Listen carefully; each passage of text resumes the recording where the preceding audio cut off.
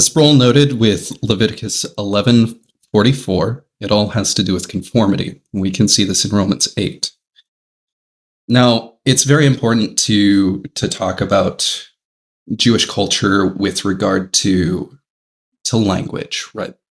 When we see these images of God, these descriptions of God, oftentimes we see ideas repeated, like God is holy, thrice repeated.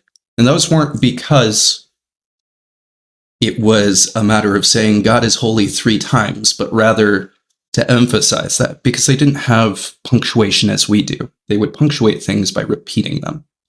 So when they say God is holy, holy, holy, the reality of the matter is that the authors are saying that God is the very definition of holiness. He is holy.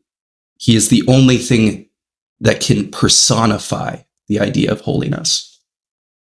Now, as we go through this, God warns us against these ideas of being lukewarm.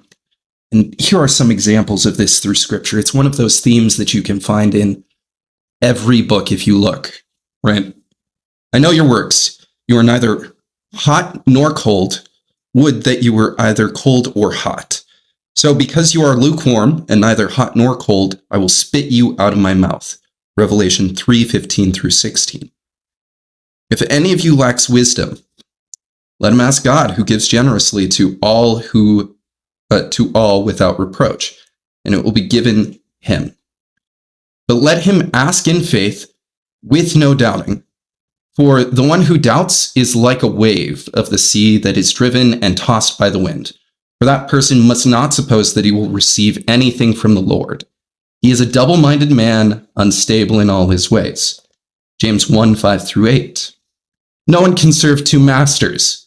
Either you will hate the one and love the other, or you will be devoted to the one and despise the other. You cannot serve both God and money. Matthew 6:24. This is the message we have heard from him and proclaim to you, that God is light, and in him there is no darkness at all.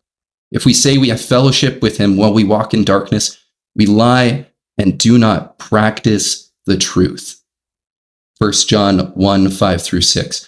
All of these are just some of the numerous petitions by the authors of Scripture and Christ himself against the idea of being between God and the world, between salvation and debauchery, between worshiping the devil himself and the true joy that we get from God. He doesn't want fence sitters.